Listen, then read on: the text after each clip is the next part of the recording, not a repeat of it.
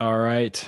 Working Dog Radio, broadcasting the bite. I am Ted Summers from Tulsa, Oklahoma. With me, as always, is Eric Stambro from Canton, Ohio. Eric, what's up?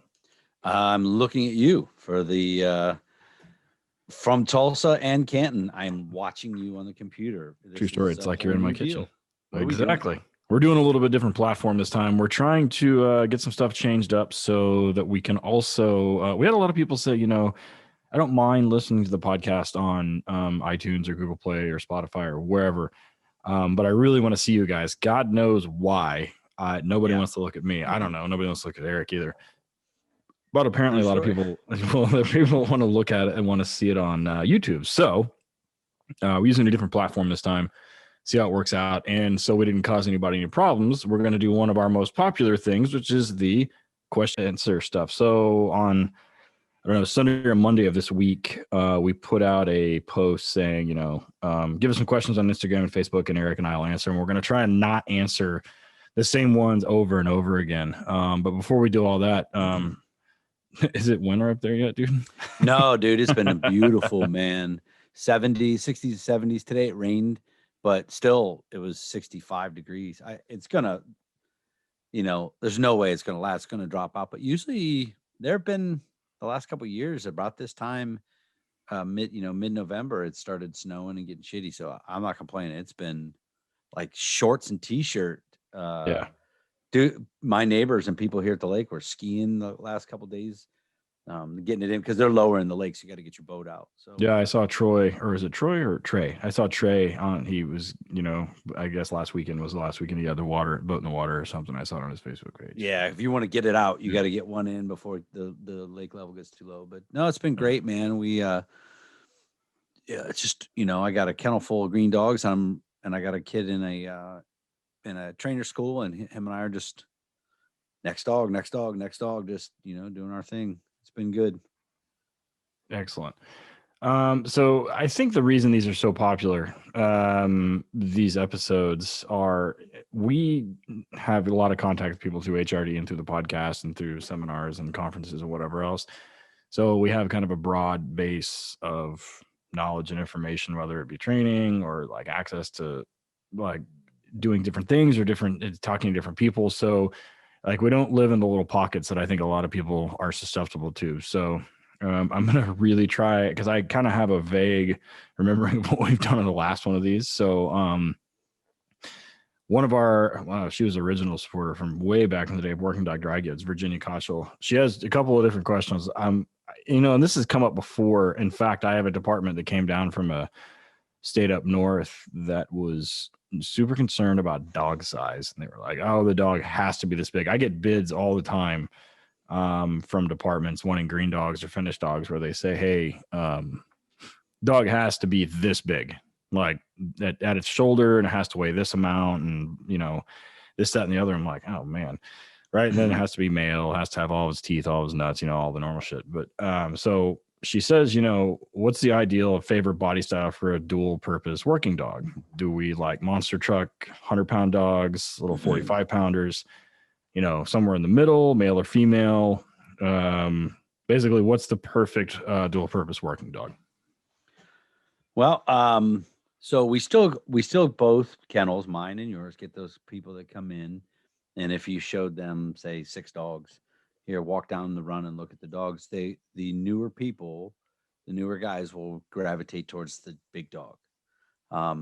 It's foolish on the business side to not have, a couple decent sized dogs on there.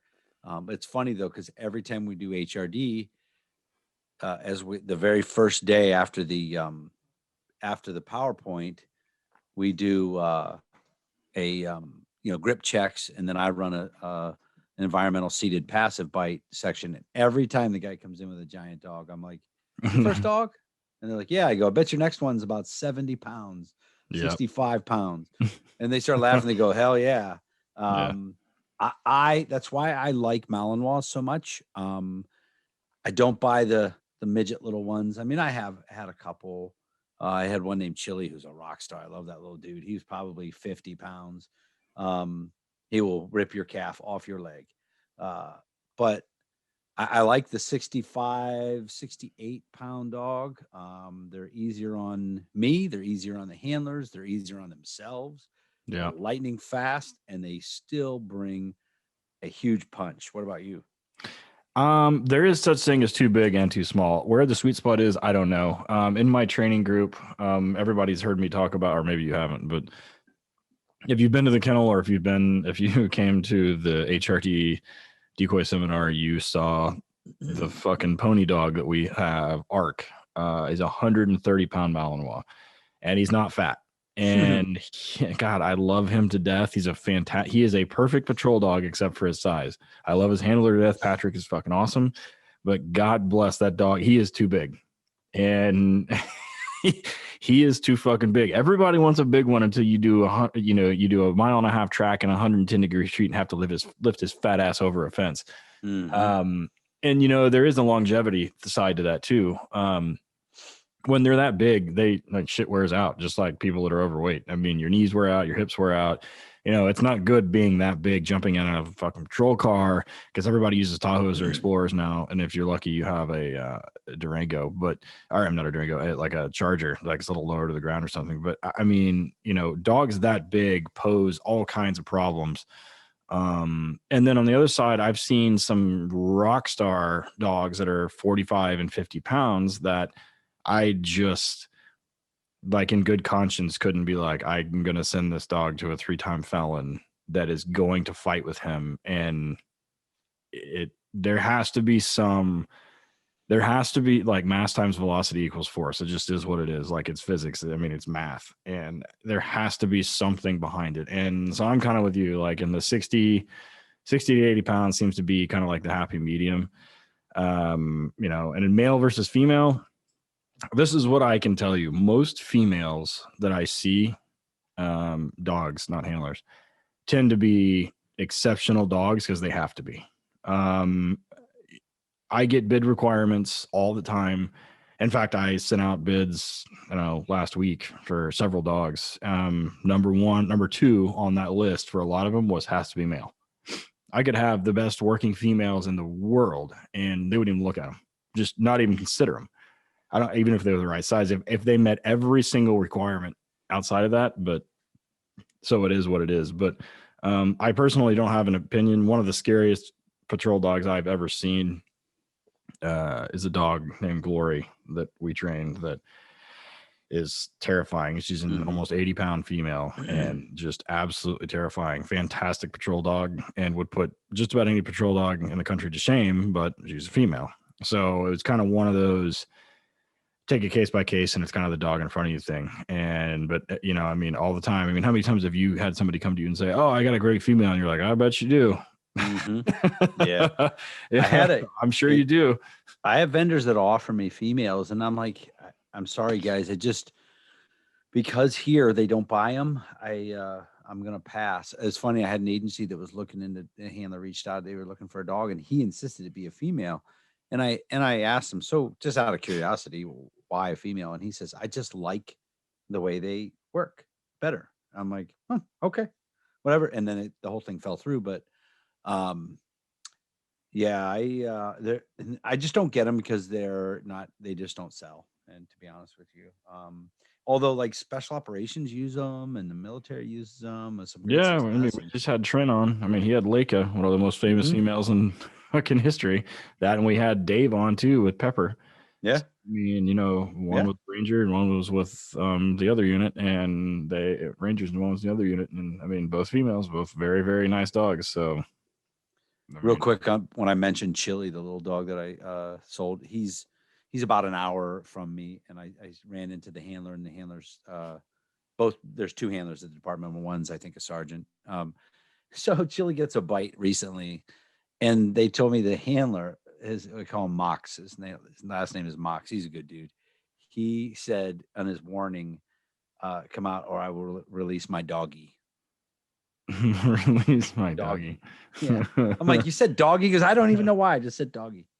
So, all right. So what we're doing, folks, is Ted's reading the questions off Facebook. I'm reading the ones off Instagram. We're just going to go back and forth. The first one we have Den Mother _K9, who's been on the podcast. Yeah. Longtime listener, not first time commenter. How does Van S Canine feel about sliding doors in the home? Is Ted Summers really from the jungle of, was that Pradesh? Madhya Pradesh? Yeah. I don't even know the fuck that is. So that's Evan for those Yeah, listening. right. We hit him on like I think episode 98 if I remember right, but because everybody knows that Eric loves sliding doors on cars. Him and you and Gooseby both love it when keep the center divider closed in your car. That's all I can say. All right, read the next question. I'll do one of the funny ones and get it out of the way. How is Elite Canine still in business?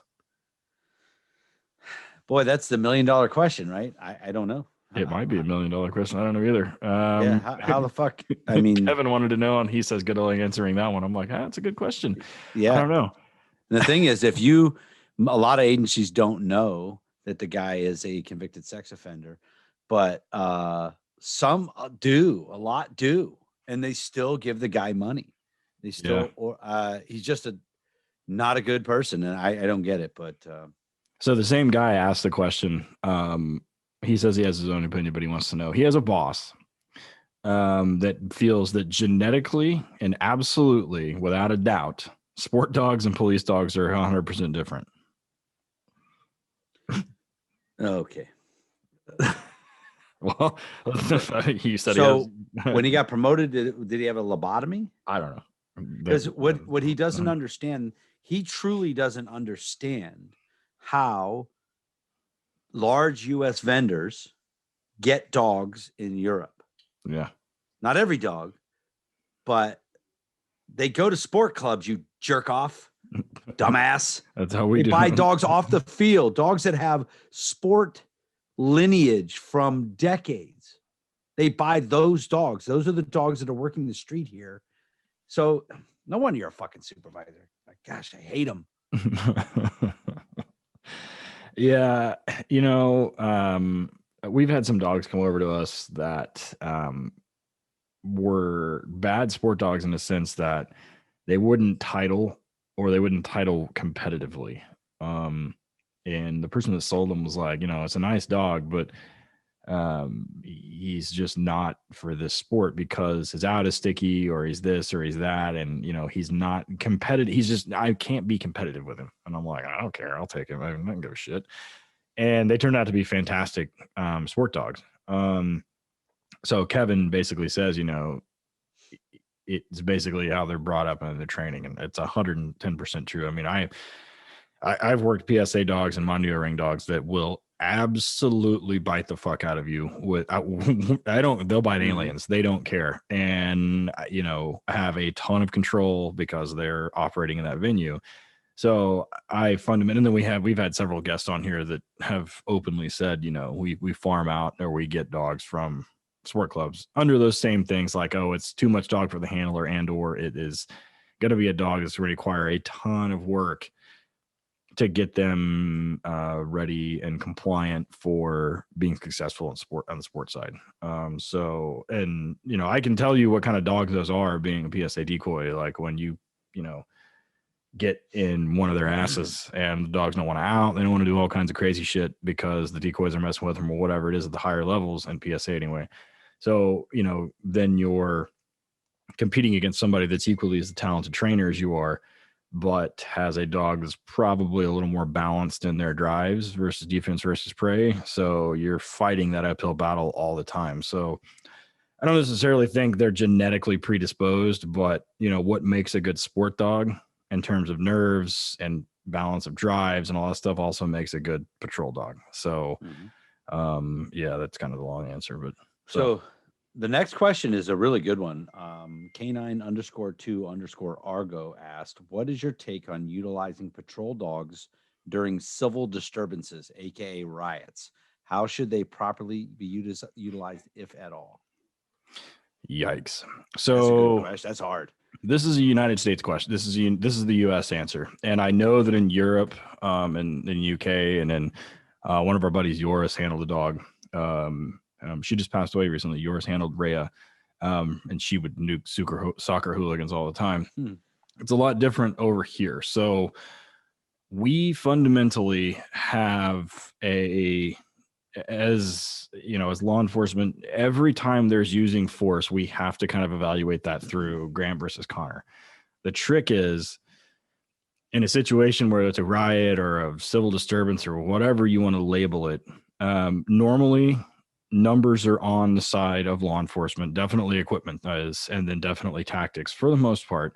And they have so many other resources at their disposal, whether it be pepper balls or gas or shields, or there's so many other means available that it becomes very hard to justify the use of a dog to bite people for what amounts to protesting or violently protesting. Even when you start getting into, the bullshit that happened with all the riots over the summer, where they're tearing buildings up and everything else, as long as those buildings aren't occupied at that point, you're looking at destruction of public property, you may be looking at burglary, and they're all, the seriousness of those offenses definitely can meet the first prong of Graham. But when you start looking at the second, which is the most important, they don't really pose an overall threat to the rest of the population because they're out there with a bunch of the other assholes. And they don't pose an overt threat to law enforcement because they're not attacking law enforcement overtly. And they're not really sort of trying to. So, when we start evaluating all those factors under Graham, it becomes very, very difficult to justify a bite in a quote unquote riot or a civil disturbance.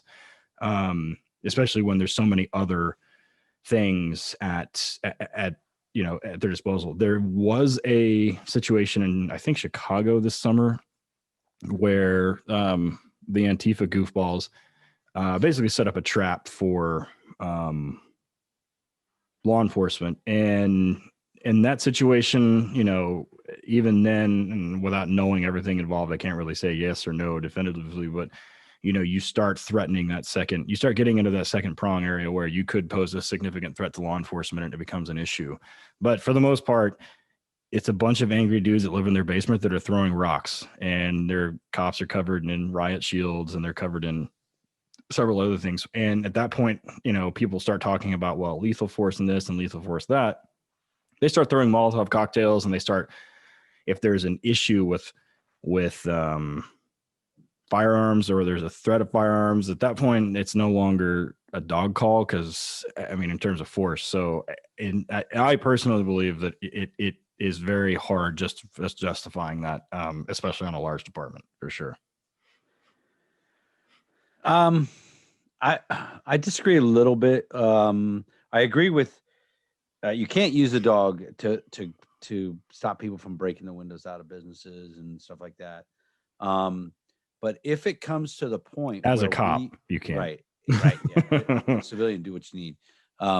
If it comes to the point where we're going to have to use force because force is being used against us, I don't see the problem with it. Well, yeah. I think it's better if I see some Antifa jerk off pick up a brick and he's going to hit one of the guys with it, because surprisingly, most departments aren't equipped for riots, equipment wise, the way they should be. He should be bit. If he's going to pick that up and we're going to arrest him, where you get into a tricky situation is when the shit really falls apart. They start biting and releasing, and bite, release, and bite, release, and bite, release in a madhouse. Now, I've never been there. I've never done it. We know for a fact that in Ferguson, there was a lot of that.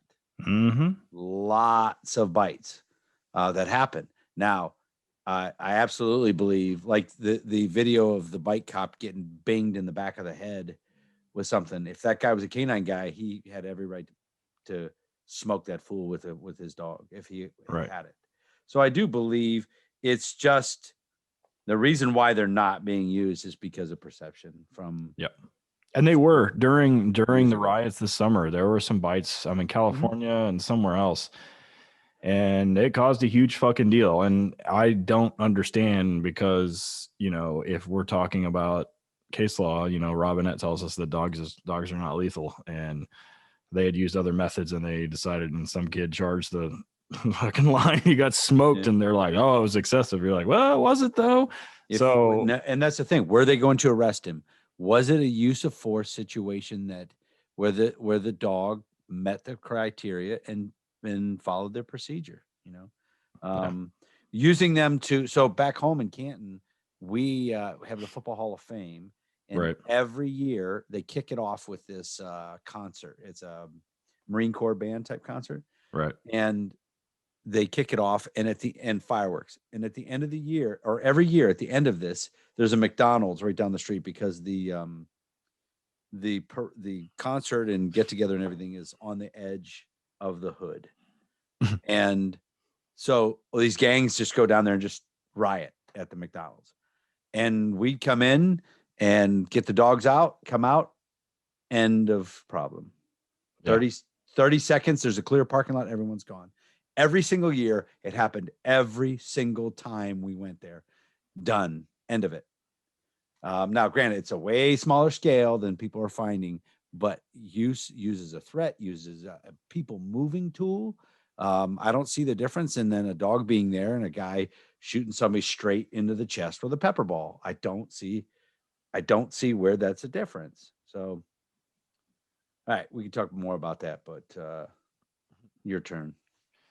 Let's see.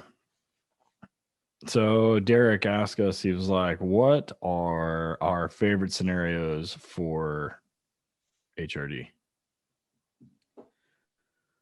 No, he says give us 3. 3 total? Yeah, out of all of them. I like the vehicle stuff. I'd say is one of mine. There's one we call Black Hawk Down that I don't run it, but I really like that one. And is the weirdest environmental shit that I find. So that's almost different every single time. Piano, that piano thing. I'm getting one tomorrow. I forgot to tell you, I'm getting a piano for the fun house tomorrow. So my mom reached out to some dude. He's got 2 of them. I'm getting one. So anyways, how about you? I think my favorite is Black Hawk Down, and then Brown Hole, and then Fuck It Stellan, or probably or versions of those. Those who've been through know which ones we're talking about. So yeah, those are Black Hawk Down. We don't ever talk about ever, but the other 2 everybody is really familiar with. Brown Hole is essentially a clearing exercise and a communication drill, and then Fuck It Stellan is a decision making one. But those are 2 where, and ironically enough, every time, most of the time, the ones that I like the most are the ones that actually all 3 of those require something of the handler. A lot. Actually, some of them require a lot of the handler, but that's where we see the most. It's not the dog; it's usually the handler fucks something up. So I also like drum circle because of the little anal glands, and then you throw up. God! And then I laugh. So. Yes. All right. Next. The next question from Instagram, Mike Lambert 160 asks, in the private sector, do you see more of a market for drug detection, i.e. schools and businesses, or explosive detection, contracting for major events, sports arenas, or large gatherings?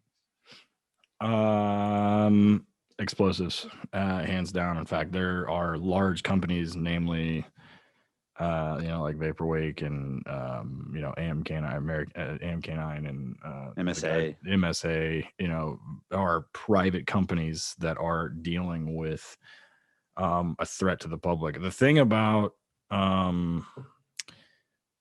private narcotics is that you're fundamentally dealing, I mean, explosives are illegal too, but it's a public safety issue. The thing with narcotics is you're dealing with something that is not like overtly like well, that's a bad example. Heroin is not going to blow up and kill a bunch of people. Meth might, but heroin or narcotics in general are not an overt danger right then to people around them.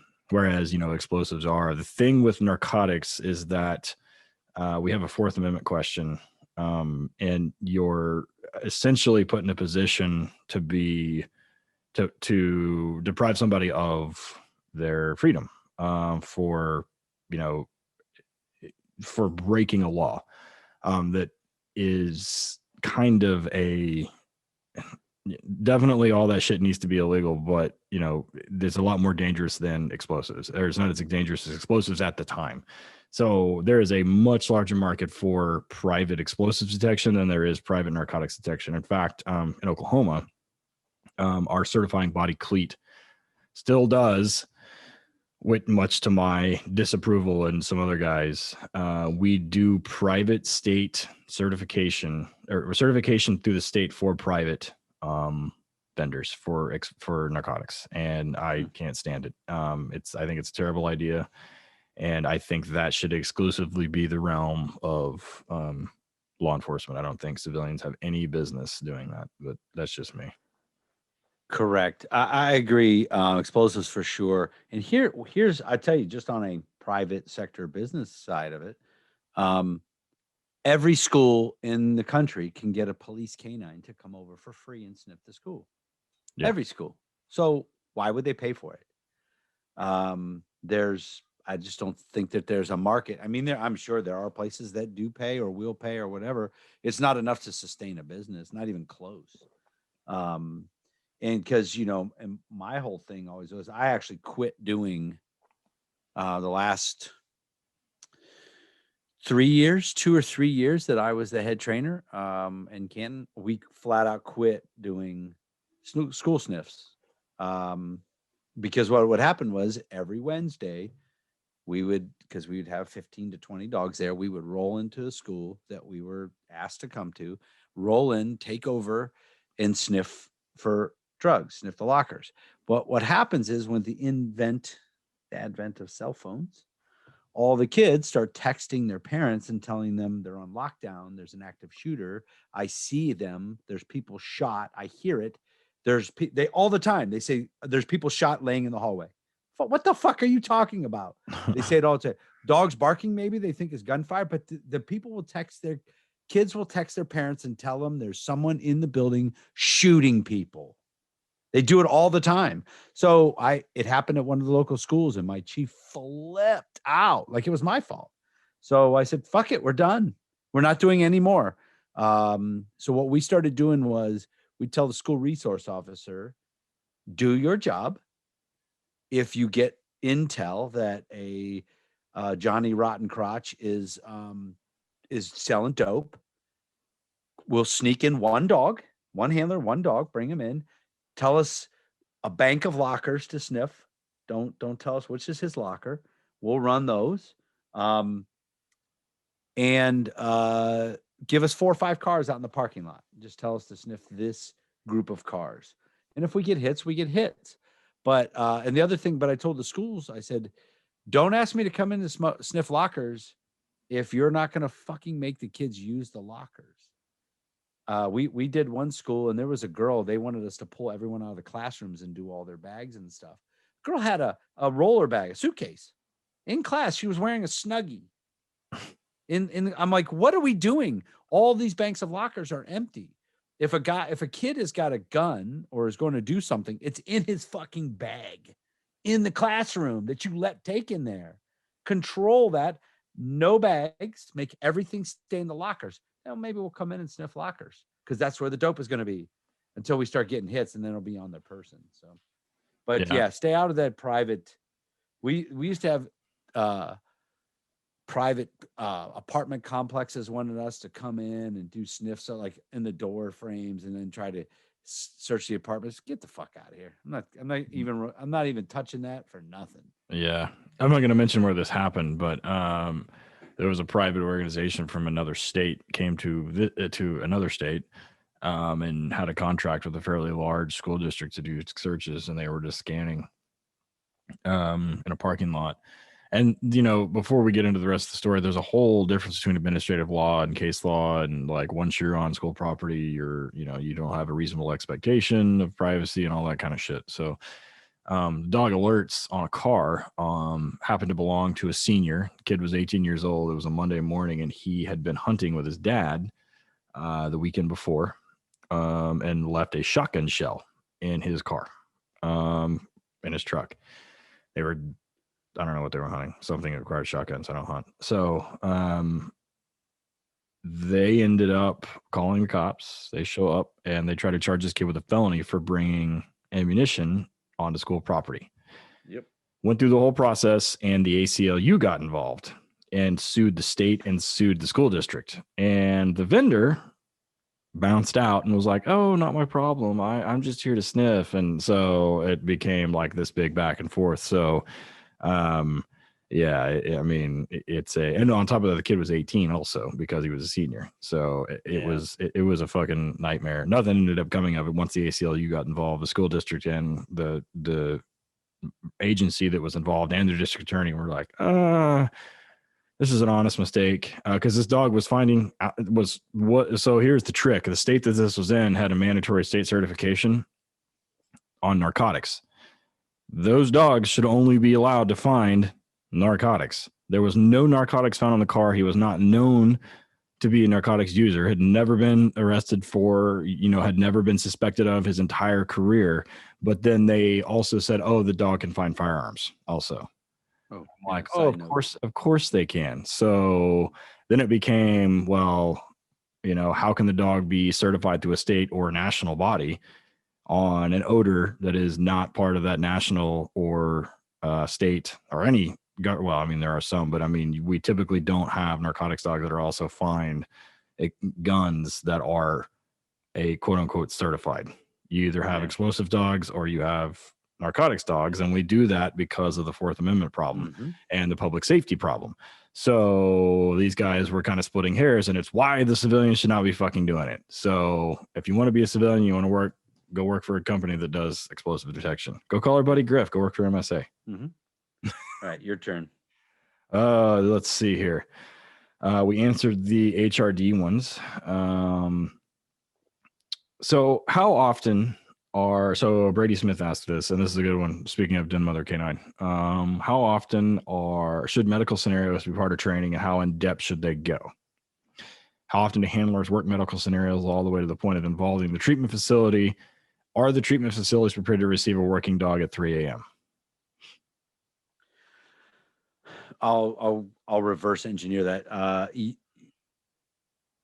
I have a small sample size where I'm at. Yes, ours is emergency vet. You call ahead.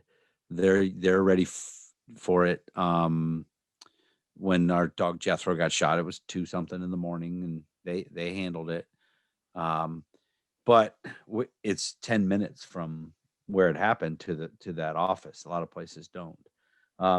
Typically, the medical stuff and training doesn't really get done very much, and it happens either when something has happened and the guys need to, oh shit, we need to work on that. They're out of ideas for training. And I'm not saying that medical is a bad idea, but the trainer will be like, man, we should be doing medical stuff, which they should be, but it's almost always as an afterthought. And then I don't know. We've done medical where it's like we bought dummies and all that other stuff. I personally liked to send guys to medical training. Yeah. Like a den mother canine, have one, or tactical, veterinary tactical group coming in. Yep. Having them come in and do it. It should be a couple times a year at least, I would say. And but that's the thing with dual purpose dogs. There's so many things to work on. And the medical, and then when you get new guys come in, they got to know it and they got to learn it. At a minimum, they should be going to the vet's office during their canine school and learning some stuff, and then getting up to date on kit. But I think there's so many good experts there that it's so much better to send guys to or bring in an expert. Yeah, and I'll be honest, we don't do it enough. Our stuff is very basic. And being in the United States, most of our guys are pretty close to like a vet. I mean, relatively close. And some basic first aid stuff can save the dog. They're not like, we had Evan on Den Mother, and then we've had Trinity on from Vet Tac Group, had Trinity and Janice from Vet Tac Group, and they're out in the middle of fucking nowhere and Haji land, and if a dog gets injured, I mean, it could be 16, 18, 20 hours to get them to somewhere that is able to get them the care they need. So you're doing a lot more,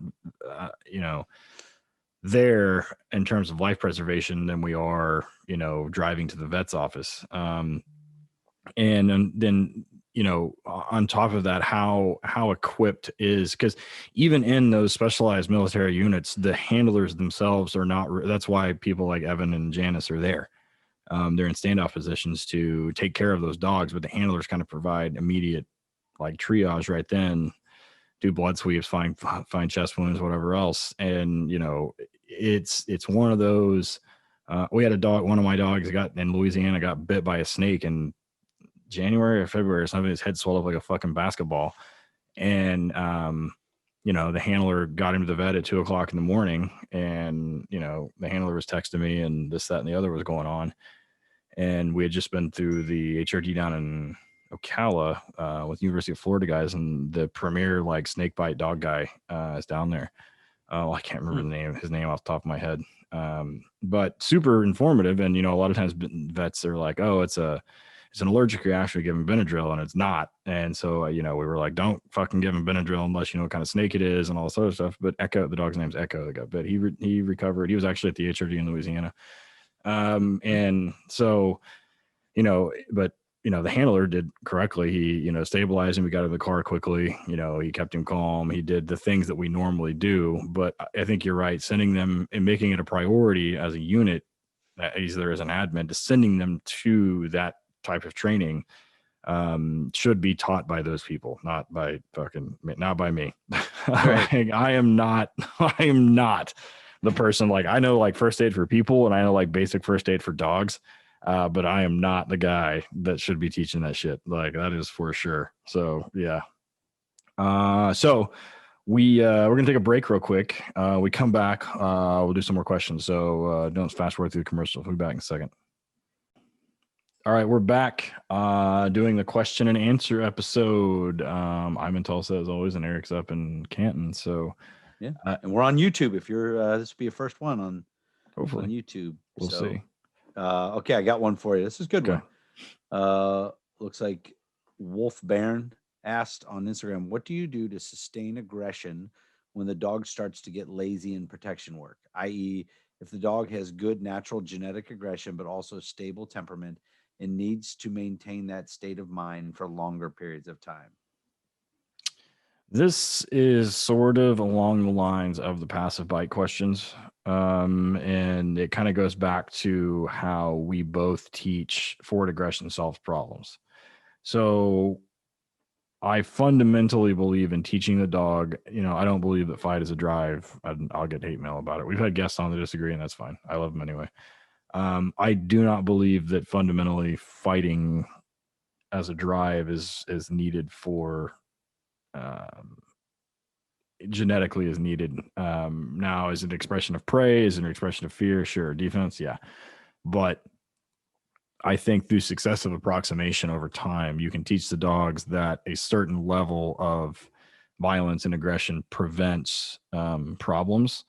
And the short answer to that question is drive channeling. So I'm going to operate under the assumption that whoever's asking this question is working the dog primarily in prey. And if they do, and the dog gets lazy, you channel to defense, which brings up more aggression. Aggression solves problems. We go back into prey. Prey is where they're comfortable. Defense is what makes them uncomfortable. So through drive channeling over the dog's career, they start to learn that if they have an acceptable level of violence and speed, that there is nothing that happens to them that they just don't get messed with. And, I've got mature patrol dogs in our group now that are like that when they hit you, like when new decoys work them. In fact, we had a bunch of guys here for our barbecue and bites thing, and they all worked Sugar Bear. And he's one of those dogs that just comes in at 175 miles an hour and just crushes people.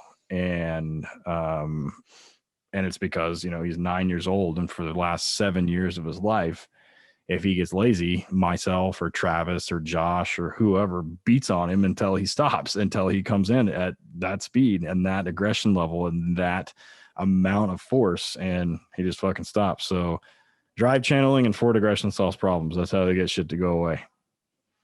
Yeah. There's nothing else to ask. add to that. So, what you got? So for single purpose detection dogs, do you care about what breed it is, or does it matter as long as the dog hunts? And this is sort of an interesting question because I'm having to deal with it right now. But what do you think? Well, I'll tell you this. And I'm assuming, this is an assumption, that this person is looking into using a pit for detection work. It would be my guess, but maybe not. I might be wrong on that. I have trained and sold single purpose everything. Shepherds, Mals. I got a Mal in my kennel now. I've got a GSP, single purpose GSP. I've done Springers, Labs. That's it, I think. But and two of the best nose hunting dogs I've ever even screened were pit bulls, and no chance anybody buys them. Nope. No chance. I mean, it's not zero, but it's not more than 1%. Not even more than a 0.1%. There's like a few working. I know there's the throwaway dogs lady. She does great work, and there's a lot of people that are getting pit bulls in. Ain't nobody in Ohio buying them. Nobody is going to buy for a police department a pit bull to use, no matter how good they are. So you have to think as a vendor, you know, if you sold one pitty every 2 years, it's not worth it. Yeah. And I'm not going to get into the public reception side of it, but I have a friend here in Oklahoma, is a canine handler, Joe Chitwood, down south of here. He's a listener. He runs a pit bull. Her name's Flower. She's fantastic. She's single purpose dog. Of course. Yeah. So the trick here is, so to answer the question overtly, no, I don't care as long as it hunts. Now my departments, that's another issue. So I have a department right now that we have a bomb dog going to, and I talked about this on like the first question tonight, that they mandated that the dog had to be male and had to be a German Shepherd. Has to be a male, has to be German Shepherd. And I had a gangster ass female, and they would like, nope, female. And it's single purpose bomb work. I mean, who cares, right? Had to be male, had to be a German Shepherd. That was the bid requirement. I could have the best hunting dog in the fucking world, and not hunting dog, but like the dog that hunts the best. And if it wasn't a male German Shepherd, they weren't going to fucking look at it. Is in the story. So, I personally, as a trainer, don't care. Like that hunt is hunt. Like, you know, if they're going to hunt regardless of what it is, like same thing. I've got, you know, pointers. I've got that dog we got from Jeremy up here right now, Gizmo. That dog is a psycho, that little lab. He's going to be badass. And so, I don't personally care.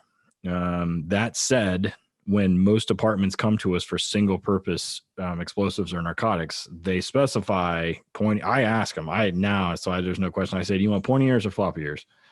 And there's an assumption that if it's single purpose, it's going to be social, right? Like it's not going to just it's not a patrol dog. So, you know, if they're floppy ears, then I can use pointers, I can use whatever. Then I say, you know, is there a size requirement? I've seen some Jack Russell Terriers, and we interviewed somebody. I don't remember who it was, but they were talking about Lars, the little dog from the Lackland program that was an explosive dog. It was Jack Russell Terrier. And he, you know, he was all over the internet. It was Jack Russell Terrier. It was right. He was an MWD. But I personally don't care. You know, hunt is hunt, drive is drive. It is what it is. Mm-hmm. But and that's one of those questions. It is driven by who is writing the check. If somebody's writing me a check and they're like, I'm going to pay you, but I want this, I'm like, okay. I mean, I'll find it. I mean, then, you know, it kind of is what it is, unfortunately. So, yeah. All right. RPD_K9_Logan asks, what is your go-to drill / exercise to bridge training scenario to the street reality and bite work? There's a couple. I do the human orientation drills with hidden equipment and to kind of like shore up some of the skills. And in that, I use very, very light decoy work. I mean, not very reactive. Like, you know, the decoy is not very reactive to the dog. And then we use a lot of passive drills where dogs bite decoys, not necessarily dead checks, but very, very passive, very, very guys that are very indifferent to the dog. And then we'll do some other ones where to kind of see where the dog is at, equipment fixation wise on the human orientation side. We'll do some fend off drills to check some commitment. And then Eric and I see this all the time. The one thing that normally washes dogs, if it's not a weird target, so targeting is part of this too, like a weird target presentation, is environmental. So you'll have dogs that just are monsters, targeting monsters with whatever else, but all of a sudden their first bite happens to be some shithead in ankle deep water in a drain pipe, and they're like, oh shit, I've never bit anybody in the water in the dark in a drain pipe under a road. And they're like, oh, he didn't engage. And you're like, oh, well, I mean, so environmental, there's not like a single exercise, but it's always like we're constantly pushing environmental stuff down the line to make sure, because that's usually, I mean, I'm sure Eric's going to say the same thing, but that's usually where we have issues is environmentals. Yeah, my gauge. So if I got a dog that's new or in training, or a dog that comes to the training group or whatever, my gauge where I see whether a dog, and I've only been proven wrong once, is how they make their entries in a building search or an area search away from the handler, off leash. What is their entry into the room to the bite look like? What's it like? Is it committed? Is it bullshit? Is it, you have a guy standing there in a bite suit, maybe with his back to the thing with an elbow out or anything like that. That dog should slaughter that dude when he comes in there, full speed, blast him. If it's anything less than that, I almost always see failures on the street there.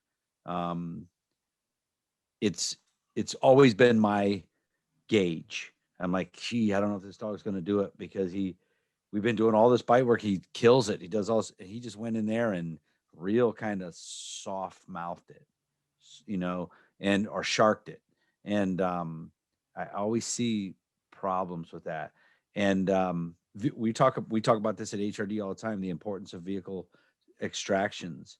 Going through the window with purpose, blasting the guy in there, staying on the bite when they come out of the car, has so many different things with environmental and courage and commitment from the dog and everything like that. That's also a pretty good indication. If your dog goes into the car and then doesn't bite the decoy, which we see that a lot, they'll try to push their way out, or they're letting go from the seat to the ground. They got some problems, and environmental problems that might be able to overcome. But if your dog jumps into the car and completely goes into avoidance in there, yeah, you might struggle. Yeah. And it comes down to, I mean, I feel like we should reverse engineer this question, because, what do I or both of us have seen as failures in bites? And one is equipment fixation, two is targeting, and third is environmental. Like every failed bite that happens can fall into one of those three categories. I feel like the environmental ones are big because, once we take the dog, especially young dogs, where context is not built around building announcements, and that's why everybody, like I use show me your hands as the bite command at the kennel. So there's all these things that are going on. The dogs aren't neutral backing guys. So the only time that they're around backing guys is when they're on an actual call. And they're like, what the fuck are these other people around for? Like, what are you doing here? What? And then the first time the dog gets crept up on, like when he's actually biting somebody, should not be on an actual bite. Like the whole process. And this is part of the reason HRD does what we do and why you do and what we do at each of our kennels. So, I think in broad strokes, like it falls into those three categories: equipment fixation, lack of context, or, like one of those things, or environmental. So, all right, your turn. Got a few more to go. Yeah. So this is one I think we've talked about. I don't know if we've done this one before or not. So when we train a green dog for drug detection, it's very specific. Do we start with one odor at a time, or do we make a cocktail of all scents? And this guy says the cocktail makes sense as there's always stored together in the same Crown Royal bag. No lie detected. If you have a Crown Royal bag, that's PC. Yeah, right. So in the beginning of my time as a trainer, I'm a box guy. I use the box method. Like Yeah. I don't know. We asked Kenny about if he invented it. He said he learned it at Lackland, but it's been handed down. I use it. Have good success with it. I always did the cocktail method, either the dope odors or the explosives. In Ohio, there's 7 odors that you certify on for explosives. So I've always done the cocktail, and I have really good success with it.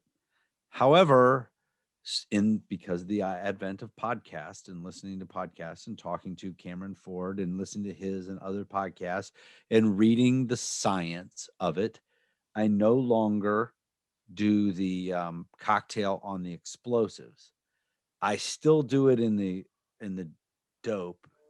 If I got a lot of time, like a green dog that isn't going anywhere yet, isn't for sale, and I'm just going to start working them up, I might do it one at a time, if I got the time. But if I'm getting a dog ready for handler school for dope, I cocktail the odors, especially now that we're not doing marijuana and there's just 3 odors. Because nobody gives a fuck if it creates anything weird in dope.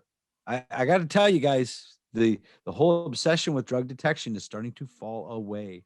Prosecutors don't freaking care. That's a whole different topic. But the science has shown on the explosive odor that it can create different scents that have nothing to do with anything that you're looking for. So I'm like, man, I'll just do them one at a time.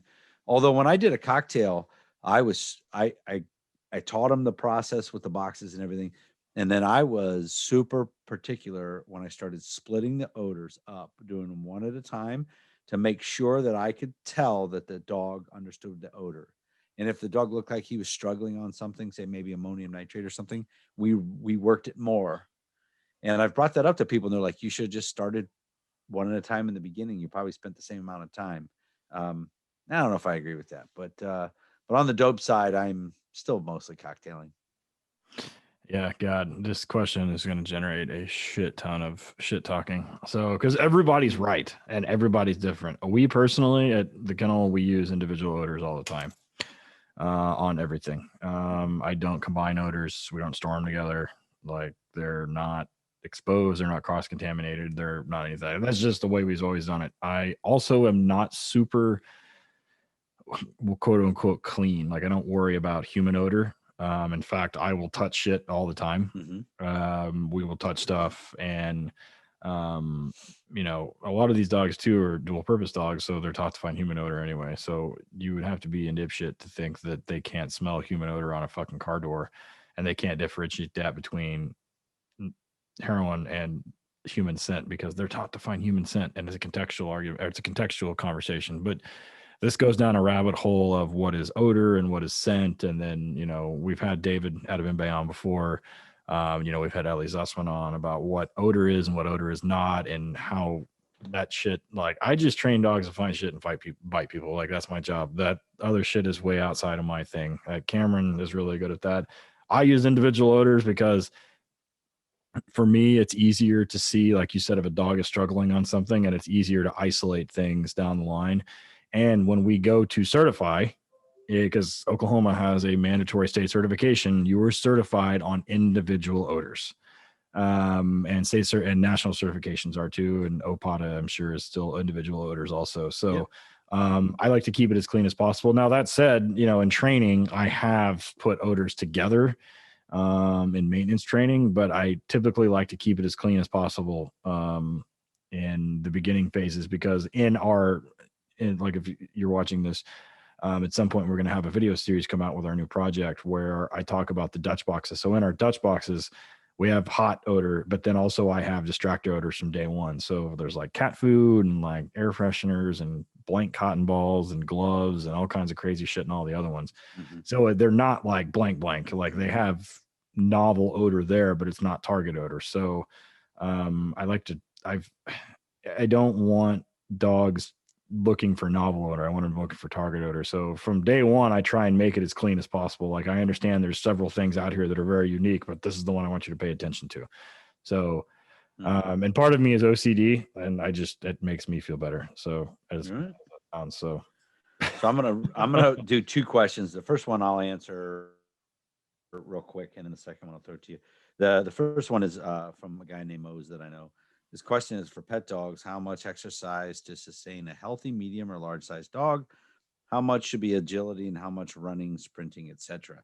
So real quick, I use agility with pet dogs and police dogs too, but to build confidence. That's what I use it for. I don't really use it so much for muscle building or exercise as much as it is a mental, forward aggression solves problems. That's what I use agility for. Sprints I use for and we'll talk about it real quick with police dogs. I use it just, get a dog tired out a little bit.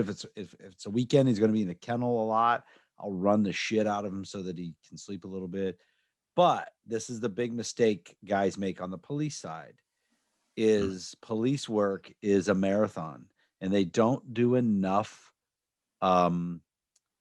like endurance building with their dogs. Yeah. They just chuck it and they're like, yeah, man, I worked him out and everything like that. I'm like, yeah, he ran 30 yards like 6 times. And that was it. That doesn't equate to a 2-mile track. It doesn't. So you got to make sure you guys are getting those dogs out there. I don't care if it's on a treadmill. If you put them on a treadmill for an hour, the treadmill does wonders for dogs. So, and then the next question is it ever too late to implement marker training for a working dog? It's a decent question. No, it's not. And how you do that is various means and various things. So like we interviewed Justin Rigney. We had Dick Stahl on, who are both very, very accomplished marker trainers. So there's a little bit of a misconception about what marker training is. And we're literally marking, that's why it's called marker training. We're marking a behavior in time. And we're either punishing it or rewarding it because you can have a negative mark too. So I don't believe it is ever too late. And we talked a little bit with Justin about how to do that, about how to introduce it. I start with food, especially with dual purpose dogs that are just gnarly prey animals. If I get a ball out, most of the time, they're not going to fucking pay attention. And it's difficult to teach them anything in that environment or that level of drive. So if I remove prey and use a different motivator, food, it becomes much easier to charge or to wait or however you want to put it to make that command, to make that mark valuable. That I use yes, YES. For the people that are Patreon members, you saw the video of me working Pepper, where I converted her from a direct reward to an indirect reward explosive dog. Or I started her direct reward, and then because of how she was imprinted, which I didn't do, and then moved her to an indirect reward, but I did it with a marker. So she would have obedience at odor and I would mark her. I would say Pepper, yes. And that was a recall. So, it's not ever too late, but you kind of have to have a plan in mind of one, how you're going to use it, whether it be for bite work and where it becomes really valuable for patrol dogs is drive capping. So if we understand, the dog understands the pattern of command, behavior, compliance, reward. Now that bridge, the difference between the reward and the time, you can build duration, distance, and distraction, but you can release the dog and you can build capping. That's where it becomes extremely valuable. And you can mark those individual behaviors and you can pair it with a negative mark for an e-collar remote too, which is what we do a lot of times with some of the patrol dogs. But I don't think it's ever too late to do it. And whether people hear this or not, even if they're some dickhead master trainer from the 90s, they all use fucking marker training. They just don't know it. Some of them just not good at it, which is fine. You don't have to be good at it. It's no big deal. But you're always marking behaviors, whether they be good or bad, some way. Whether you're consistent or not is another issue. But I don't think it's ever too late, and I prefer it. Here's my hiccup though. So what's that dude that's up near you? Jonathan Mary does a really good job with indirect reward narcotic. Does great fucking work, and that's how Pepper was done. The trick with that is those dogs have to go to handlers that are very, very good with timing, and that requires a lot of maintenance. And most canine handlers are police officers, not fucking dog trainers. So their timing usually isn't as good as a trainer, and their willingness and the number of reps needed to do it ain't that good and ain't that high. So that's why we do direct reward with a toy and then variable reward down the line. So, we can continue to build that behavior, but that is much easier to maintain throughout the dog's career than a marked behavior with an indirect reward. Yeah. Shout out to Mary Canine Services. John's a good dude. We got Yeah, one for of sure. his dogs in the association that he had trained, and we got him for a handler. He's awesome. Freaking dog's awesome. So Yeah. all right. See where we're at. Somebody asked if we were going to be releasing no-show socks with inappropriately appropriate sayings on them. You never know. I mean, we're always coming up with crap, but I'm sure we can make it happen. _Wolfmother_ said, with protection sport becoming rapidly popular, do you see any current or potential drawbacks to this? Personally, my fear is a fundamental change in breeding stock practices, non-working breeders unfamiliar with the traits, blah, blah, blah. Should be focused on and selected for in anatomy, physiology, temperament, and drive. An influx of discarded dogs, if inexperienced handlers bite off more than they can chew, or a shift in public perception. There's a lot of words here.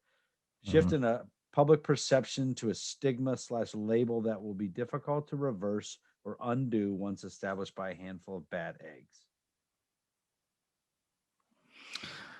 There's a lot there. So, sports have been popular for a long time in the rest of the world and in the United States.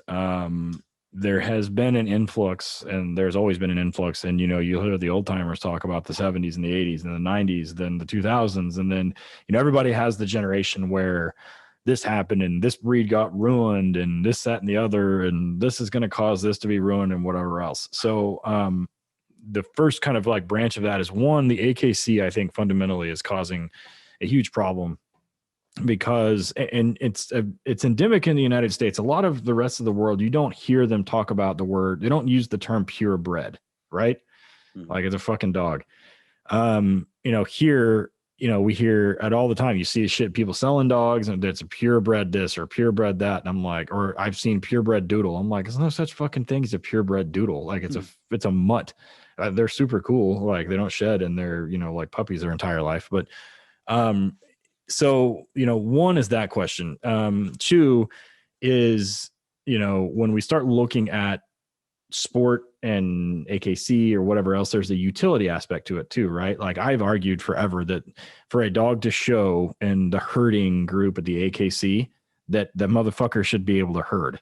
Like he should have a utility title before they have a confirmation title.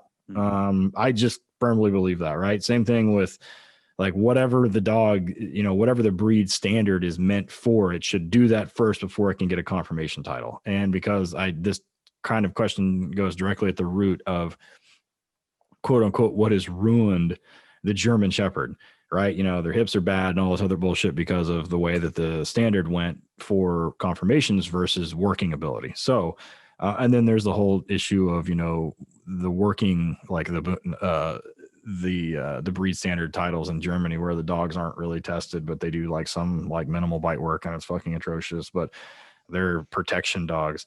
So I think at its core, sports are sports, right? We have to have something to judge, which is why there's fucking rules, which is why it's written down, right? You can take one end and go to IPO or IPG or whatever the hell it's called now. It's changed the name so many times, right? And leave it to the Germans to suck the fun out of everything. So it's got like 9,000 pages and they count the fucking steps. And so it's an exercise in precision, right?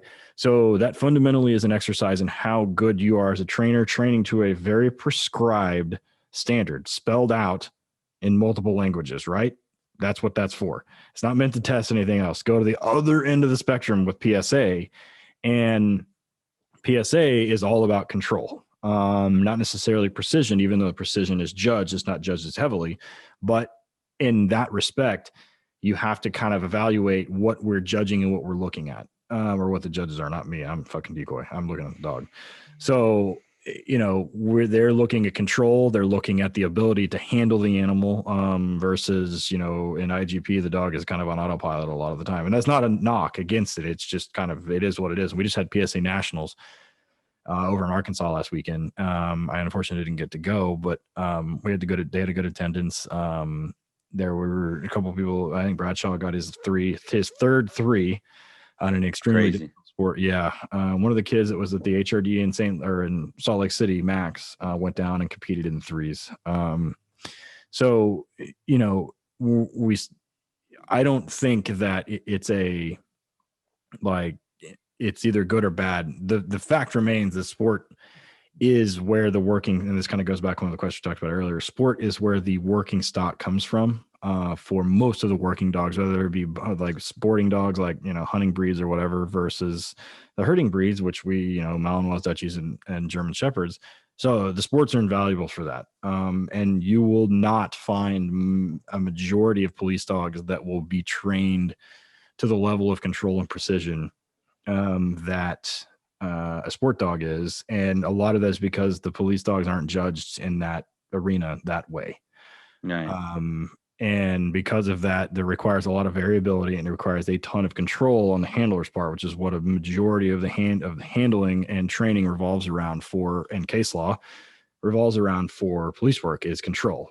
We talk about Kerr versus West Palm Beach all the time, and that fundamentally establishes what the elements of handler control are. So as far as the public perception goes, I just don't fucking care. I don't care what Karen thinks. I don't care what PETA thinks. I don't give a shit what any of those people think. I don't care. It's the fucking United States. Now I'm talking about the United States. In England, and y'all fucking you guys have your neighbors over there, and you have to deal with your neighbors. I don't. The United States, we do what we want. So if I want my dog to bite people in bite suits and I want that to be as a hobby, that's fine. I do it. And if they don't like it, they don't have to watch. I don't give a shit what people think. And there is nothing that they can do about it. There's just not. Yep. There is just fundamentally not anything that they can legislatively do about it. They can't even decide a national speed limit. You're going to tell me that they're going to prevent us from using e-collars and letting us letting us bite people in bite suit equipment? No, it's not going to fucking happen. It's the United States. We don't do that shit. And again, if there's a problem with public perception, wait a week. Yeah. It'll go on to something else. That's the age that we're living in now. Yeah. Did you ask that? No, you did. I did. Okay, your turn. Yeah, it's my turn, isn't it? We kind of talked about this one. So, and this will probably be our last one. Actually, we'll probably do one more after this. So I got a really good one. Yeah. Okay, good. So Colby Fox says they have a dog in his unit who doesn't give a shit about food. And it's absolutely nuts over a toy. And it's causing issues in trying to do obedience. Tries to bite the handler when isn't rewarded in time. When he wants to be, you know, the same shit over and over again. Any way to work on obedience with these issues? Read that again. So basically, they have a dog that doesn't care about food and is absolutely nuts over a toy. And when the dog isn't rewarded in time during obedience, he starts tagging the handler and acting like a kid. How do they work on it? So what I would do is, we used to do all my obedience. Well, and this goes to another question, but you know, when I first took over, the obedience was yank and crank, and then I started doing more toy reward, and then where we were using the toy a lot during the session, and then I got sick of fucking fighting some dogs over their toy, to be honest with you. So then we started using food, but again. And I haven't seen too many dogs that won't at that level that we're selecting for police work that won't work for food. But my thing is, for any dogs that don't work for food, and if they're biting you over that, if you use the removal of pressure, the pressure and the removal of pressure, the removal being the reward, you won't need to use a toy as much. You can reward it with praise. You could throw a toy here and there. But I would use pressure. I would start with the pressure on before the command, and then the pressure off is the first reward. The second reward could be petting, good boy. And at the end, the very last one, maybe give them a toy. But anytime I get a dog, fearful or otherwise, or dogs that don't like to work for food, if they're going to try to eat me because I didn't fucking give them their toy when they thought I should have, the toy's gone. And it's the removal of pressure as the reward. And that kind of starts treading into some deep water on the Nipopo stuff with Rigney and Bart Villon and Pat Stu and those guys that are really good practitioners at that. which requires consistency and a very, very good, like, open line of communication with the dog. Like, they got to understand what's going on. And if they're that tightly wound, there is a definite protocol for introducing that whole setup to them. But, the premise is releasing of the pressure and then marking the behavior, which we just talked about. Market behaving is you're double marking by releasing pressure and then rewarding the correct behavior. So it is that's a long conversation that we can't have right now. Yeah, I have a shepherd in my it's down in my basement right now. She's just a pet dog stuff, but she will do anything, all the work for the removal of pressure and petting. She will not take food.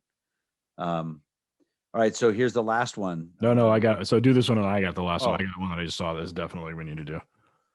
Okay, cool. I just hit a button. This is a good question. Where are we at?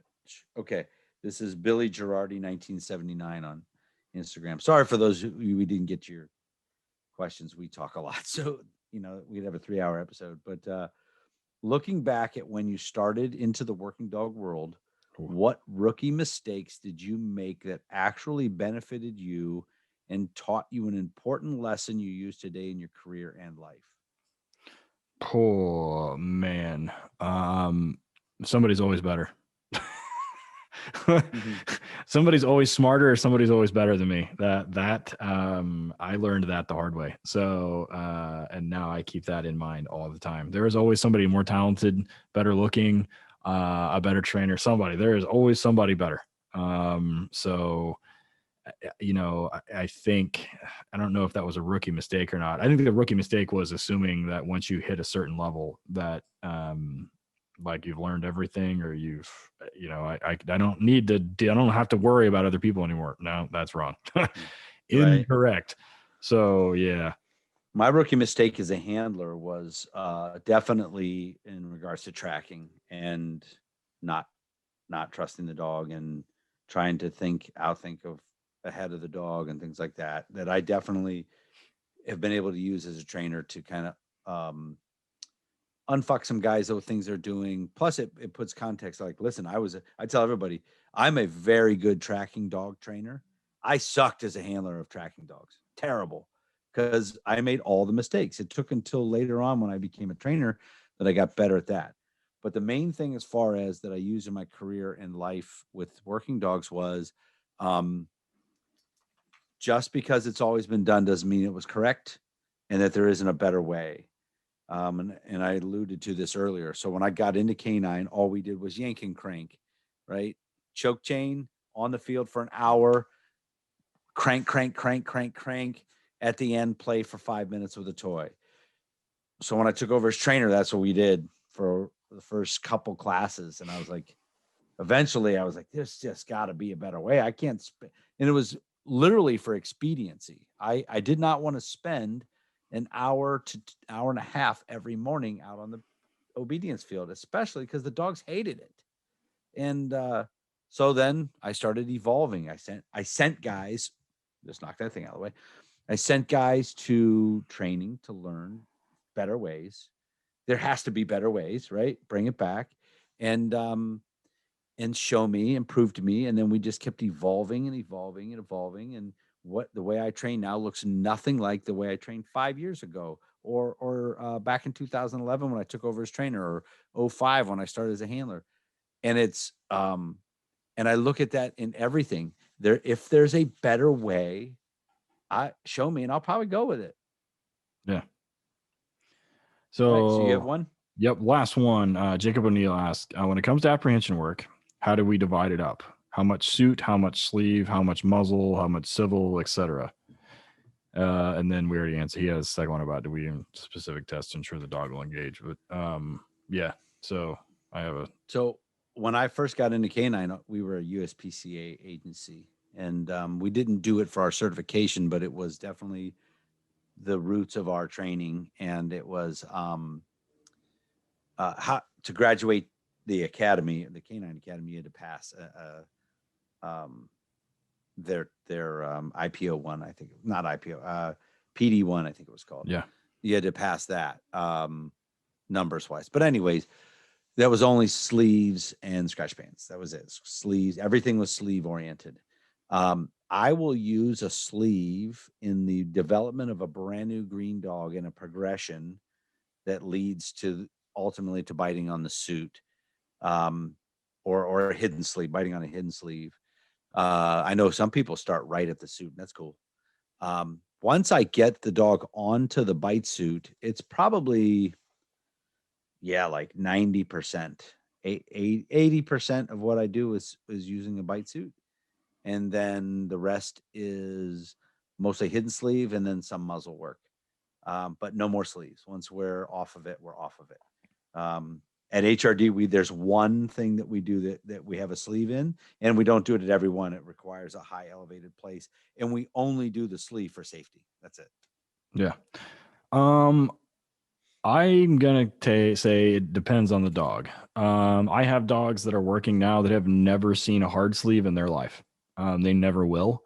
You can still have a hard sleeve in their face, and they will bite you in the leg. And they don't view it as a prey item. So I kind of want to address like the first part of this, and then I'll talk about the second part of it. So the first part of it is when we're raising these dogs, and like you said, we're taking them from breed to finish. We have to worry about targeting, and we have to worry about proper gripping. We have to worry about proper gripping for longevity of teeth and making sure that and records we can show that they're not tearing people up, and that there's any number and equipment, and there's all these things why proper gripping behavior is. And we've talked about it on the podcast before and Patreon. I talk about it at HRDs. Like we talk about it all the time. So proper targeting and proper gripping is an extremely important portion of maintaining a patrol dog for its entire life. Which equipment you use is sort of up to you. The equipment is there for us, not for the dog. And I'll talk about the muzzle in a second. But you do a building search with a hidden sleeve, and it works like once. And we're asking a dog to smell a gram of cocaine, and we don't think they can't smell a fucking suit or a sleeve. And I kind of am at the point where they're going to bite it or not. And most of that is context and is built. We use those rubber arms, and we use a couple of other tricks to make sure. What I do want to say is that teaching an out is extremely important. You cannot teach a dog to out unless they bite. So there is a group of trainers that believe that you should only use muzzle work and only do muzzle training forever and ever, and only do muzzle work all the time. One of the guys is semi well known. He's from Denver. The other guy is from just outside of Little Rock, Arkansas. And his dogs have had some massive fucking failures. So it stands to reason that, the same people they're espousing how smart these dogs are, then simultaneously turn around and put a piece of leather on their face. And they seem to think that equates as the same drive satiation as a bite. And it's not. It's just fucking not. And, we breed these dogs where they're bred, selected, and raised and trained to bite people and bite stuff. And if you think putting them in a muzzle is the same effect on satiating that drive as a bite, you're fucking wrong. And there are dogs missing bites in Arkansas for that fucking reason. And I'm sure outside of Denver too, where Goofball is. So, and if that's the case, like I can tell you right now that is not the case. I've seen blue heelers that will fuck you up sideways in a muzzle, that will put any patrol dog or NPC to shame, but they wouldn't bite you if they had to. They just wouldn't. It's another piece of equipment, like a leash, like a harness, whatever it is. Most of the dogs in my patrol group have bites. I don't need to prove that they bite. They bite people all the time. I'll use a muzzle because it's 117 degrees outside and I don't want to put a fucking bite suit on. I mean, that's great. It gets hot in Oklahoma.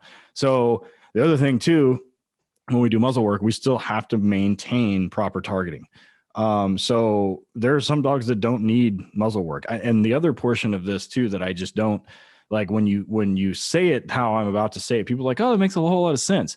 So the argument is, if a dog misses a bite, you put him in a muzzle and it frustrates him, right? It frustrates him to the point that he will bite. And I'm like, that just doesn't make fucking sense to me, because At that point, the dog continues to strike, and you're getting feedback from the decoy. And then you still have all of these problems with passive engagements. You still have all these problems with incorrect targeting. You still are not solving the fundamental problem. And which is where we started this, is that forward aggression solves problems. And the way that that gets fixed is by the dog actually engaging. Preventing them from engaging does not solve a non-engagement problem. I don't know any other way to fucking say that.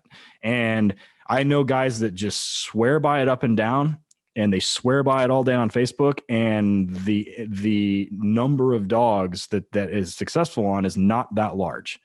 And, you know, you'll do one thing and then they assume that correlation is causality. And just because it happens with one dog doesn't make it happen over and over and over again. And I have seen dogs that absolutely will fuck you up in a muzzle and have broken people's collarbones, but will not bite for real. And no matter what you do. So muzzle is an extremely important part of the whole process, without a doubt, because it prevents them from biting. So I use them for SWAT stuff. We use them for all kinds of things. But to ensure that a dog will engage, no.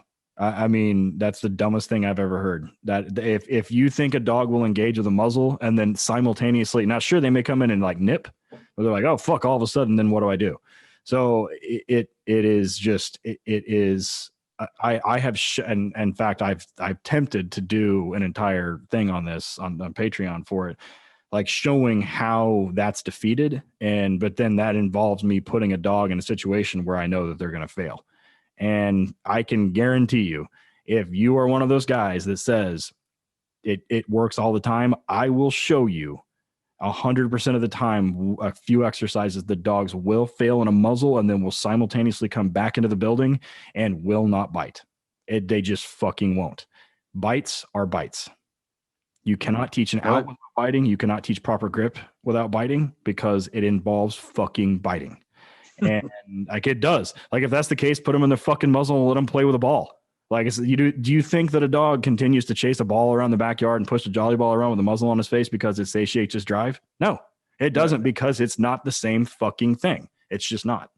And that's it. They actually go insane from it. Yes, they do. So all right, I like this, dude. I like it. I think it's as long as we get this all logistically figured out, I'm gonna like this Zoom. Our next one will be, so if you're watching this, it's right around the 23rd of November. Yeah. And hopefully then our next one, which will be on December 3rd, we'll have a guest. So there'll be 3 of us. Hopefully. And hopefully, yeah. And hopefully we don't find that one dinosaur who's like, on a flip I don't phone. have a computer, I have a laptop. I don't have I gotta call him on a fucking landline. I have a flip phone with no camera. Yeah. You know, so that's possible. But yeah, you know, all of our parents, you know, are up there with their little phone. So hopefully we can get everybody. True story. You know. All right, buddy. I like it. Are we putting this on Patreon on the 12th? We're going to do the video on there? Yeah, we'll put the video up. That'd be awesome. We'll do it. Yeah, we'll see how it goes. For those of you who didn't know what we look like, this is it. You're impressed, I know. I have right now a very round face. I still say Ted looks like the drummer from the Muppets. True story. When it's not, that's not trimmed up. When his beard's trimmed up. True story. It is not trimmed. Yeah, I stayed at the house today. So yeah. Right. Yeah. Outside of that, we'll see everybody soon. All right. Bye-bye. See ya.